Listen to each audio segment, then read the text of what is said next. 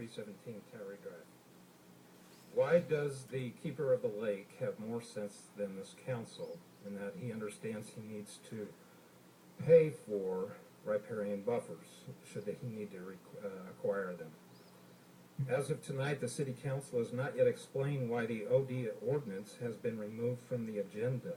It has surely not been removed from our overall agenda, for that agenda is the agenda of enslavement. And the pro-slavery movement will not quit until you have been enslaved.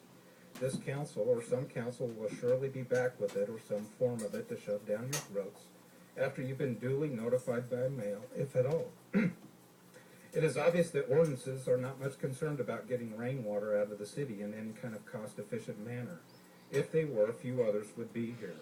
I once expected they were, but I've come to understand that when a government says impending doom is imminent, we're all in big trouble.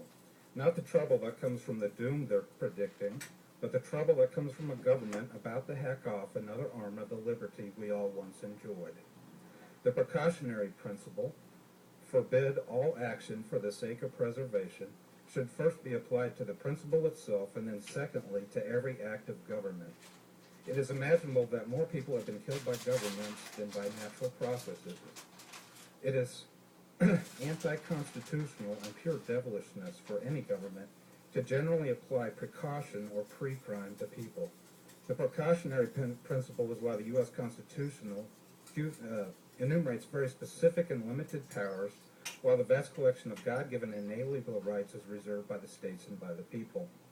If the precautionary principle were a valid doctrine to apply to individuals in every situation, then the first 10 amendments to the Constitution could arguably be dismissed. You can't have arms because you might kill somebody. You can't have free exercise of religion because some religions teach murder. You can't have free assembly because some assemblies of people result in murderous intent and action. You can't use your land because the rainwater that falls from heaven is polluted by some before it flows off their land.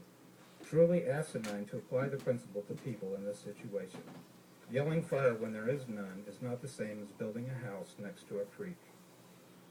For 6 years or longer, if you include the work on the